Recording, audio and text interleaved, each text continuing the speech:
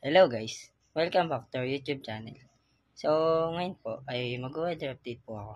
At ang weather po namin ngayon ay mainit at maganda ang kalangitan.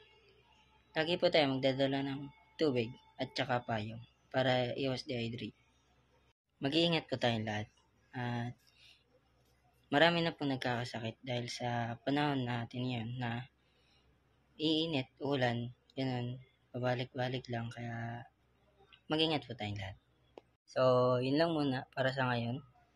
If you like our video, don't forget to buy us a cup of Coke or coffee. And see you next time. Bye!